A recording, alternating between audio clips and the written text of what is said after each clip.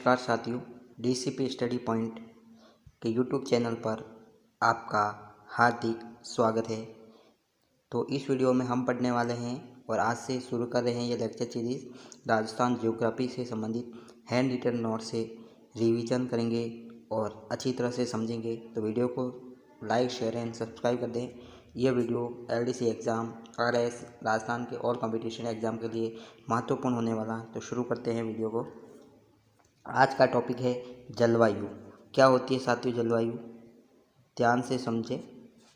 जलवायु अच्छे कलर से शुरू करते हैं। जलवायु, तो पहला ही शब्द अपन को पकड़ना है कि जलवायु क्या है।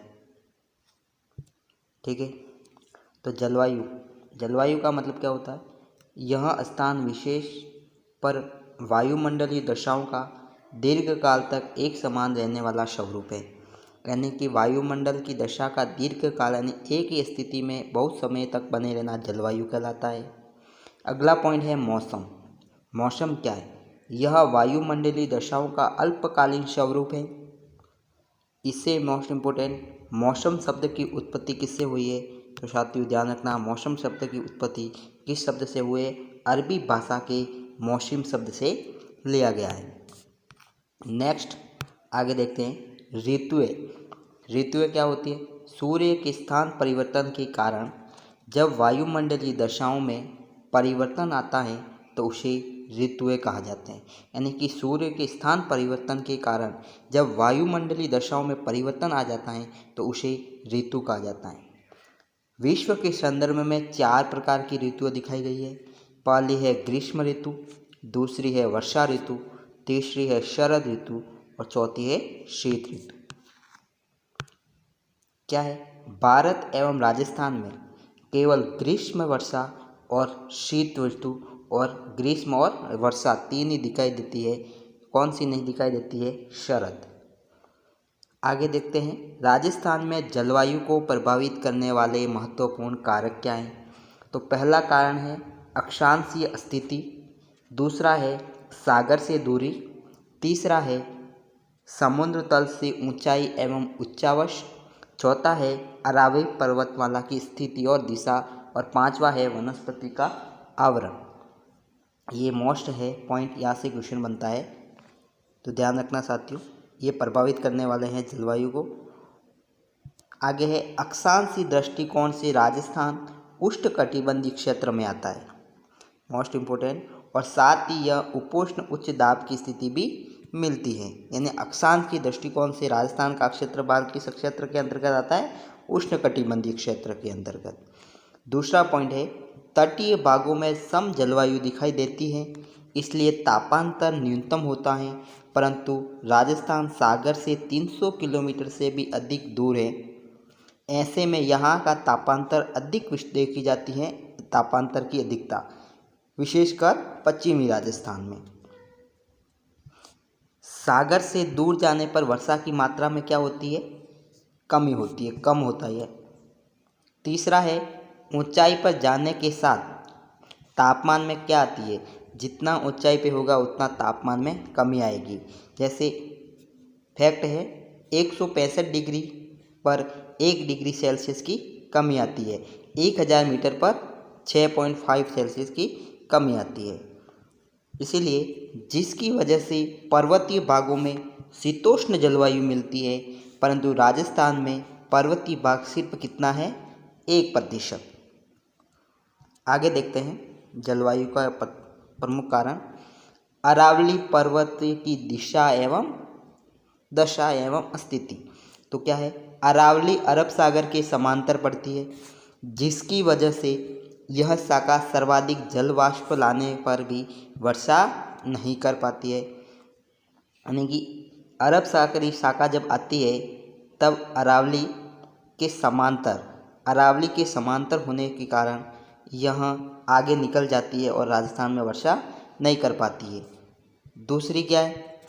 अरावली बंगाल की खाड़ी शाखा के अवरोध के रूप में स्थिति है, जिसकी वजह से पूर्वी राजस्थान में मानसूनी वर्षा होती है, जबकि पश्चिमी राजस्थान शुष्क।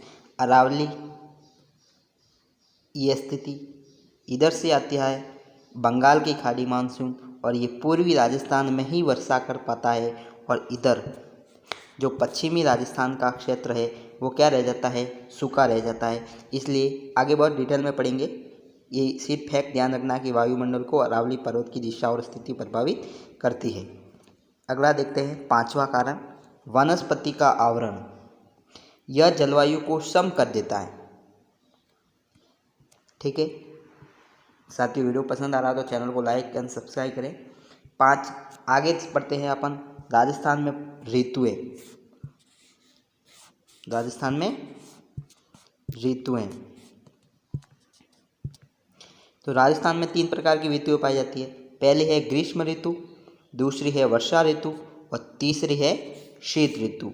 कौन सी? शीत ऋतु, वर्षा ऋतु और ग्रीष्म ऋतु। कब से कब? मार्च से मध्य जून। मार्च से मध्य जून तक कौन सी होती है? ग्रीष्म ऋतु। जब मध्य जून से सितंबर के मध्य वर्षा ऋतु, और शीत यानी शीत ऋतु को देखो 2 भागों में बांटा है, अक्टूबर से फरवरी के मध्य। तो इसमें एक तो होता है अक्टूबर से नवंबर लौटता हुआ मानसून, और एक होता है शीतकालीन वर्षा जिसे आप माहवट कहते हैं, माहवट। अगला देखते हैं, पहला पॉइंट पढ़ते हैं डिटेल से ग्रीष्म ऋतु के बारे में। क्या है? मार्च से 15 जून, यानी कि 15 जून से ग्रीष्म ऋतु मार्च से 15 जून के मध्य होती है। इसमें तापमान क्या होता है, पहले स्थिति देखते हैं। तो ग्रीष्म ऋतु में तापमान में अधिकता देखी जाती है, और ऐसा सूर्य के लंबवत होने के कारण होता है। इम्पोर्टेंट कि ग्रीष्म ऋतु में तापमान में अधिकता कैसे देखी जाती है, क्योंकि सूर्य के लंबवत होने के कारण अधिकता होती है तापमान में। दूसरा पॉइंट है, ग्रीष्म ऋतु में राजस्थान में औसत तापमान 30 डिग्री से 36 डिग्री सेल्सियस हो जाता है, और पश्चिम राजस्थान में तो यह रेत की वजह से कितना पहुंच जाता है, देखिए साथियों कितना पहुंच जाता है, 48 डिग्री सेल्सियस पहुंच जाता है कितना तापमान। अगला है, ग्रीष्म ऋतु में सम ताप रेखाएं निम्न प्रकार से दिखाई जाती है। सम ताप रेखाएं पढ़ते हैं एक एक को। पहले है 42 डिग्री सेल्सियस समताप रेखा। यह रेखा राजस्थान उत्तर पश्चिमी भाग में हनुमानगढ़ एवं गंगानगर से गुजरती है। राजस्थान के उत्तर भाग में 2 जिले हैं, हनुमानगढ़ एवं गंगानगर, वहाँ से गुजरती है।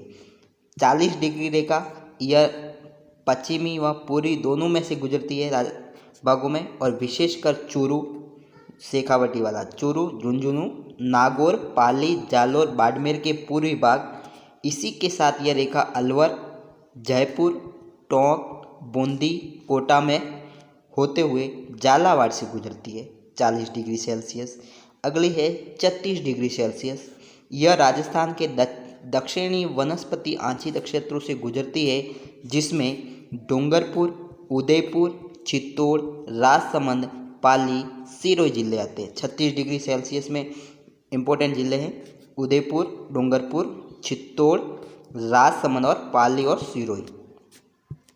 इसके अलावा एक रेखा है 32 डिग्री सेल्सियस, जो उदयपुर और सिरोही के पर्वतीय क्षेत्रों में गुजरती है, सिरोही और उदयपुर के पर्वतीय क्षेत्रों में।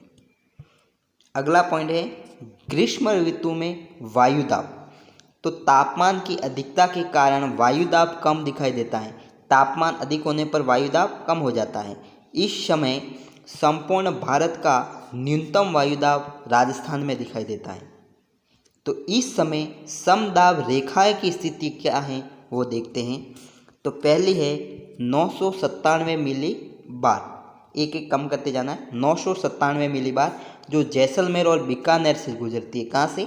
जैसलमेर और बीकानेर, पश्चिमी जो पाकिस्तान से सटा हुआ इलाका है वहाँ से गुजरती है 997। दूसरी है 998। कौन सी? 998 वो गुजरती है राजस्थान का अर्ध शुष्क भाग, राजस्थान का अर्ध शुष्क भाग, जिसमें बाड़मेर जिला, जालोर जिला, जोधपुर जिला, नागौर, चूरू और हनुमानगढ़ आते हैं। तीसरी है 999 मिलीबार जो जालोर, गोडवाड़ क्षेत्र, पाली, राजसमंद, भीलवाड़ा, टोंक और सवाई माधोपुर से गुजरती है। और इसके अलावा 1000 जो मिलीबार है वो उदयपुर, प्रतापगढ़, कोटा और झालावाड़ से गुजरती है। देख सकते हैं आप मैप के माध्यम से। जैसलमेर बीकानेर में 997, उसके बाद में शेखावटी क्षेत्र के आसपास से 998, फिर 999 और फिर 1000 डूंगरपुर, उदयपुर, प्रतापगढ़, कोटा, झालावाड़, हाड़ौती, ये दक्षिणी भाग में। तो ये समदाब रेखा है। अगला है पॉइंट महत्वपूर्ण, आर्द्रता और पवनें क्या होती है। तो ग्रीष्म ऋतु में अधिक तापमान की वजह से सतह उच्च हो जाती है, अतः वायु का संवहन स्वरूप दिखाई देता है। यदि स्वरूप अस्थानीय रूप में हो तो उसे क्या कहते हैं, लो। अगला पॉइंट, ग्रीष्म ऋतु मानसून पूर्व से होने वाली वर्षा है, जिसे आम्र वर्षा केरल में होती है, कर्नाटक। चेरी ब्लॉम्स फूल वर्षा जो केरल, तमिलनाडु, कर्नाटक कॉफ़ी उत्पादन के लिए महत्वपूर्ण। काल बैसाखी पश्चिमी बंगाल और बारबोली बिंडा असम में। नोट करके लिखा हुआ पॉइंट है, ध्यान से समझेगा। राजस्थान में ग्रीष्म ऋतु के अंतर्गत अत्यधिक तापमान और संवहन के कारण आंधी और भभूलिया भी विकसित होते हैं। तो इस कंडीशन से सर्वाधिक आंधियाँ तो कहाँ पड़ती है, गंगानगर में। कितने दिन तक, 27 दिन तक। और सबसे कम आंधियाँ झालावाड़ जिले में आर्द्रता ज़्यादा होने के कारण मात्र 3 दिन तक। साथियों, इस लेक्चर को यहीं समाप्त करते हैं। अगले लेक्चर में पढ़ेंगे वर्षा ऋतु के बारे में। तो वीडियो को ज़्यादा से ज़्यादा शेयर, लाइक एंड सब्सक्राइब करें। धन्यवाद।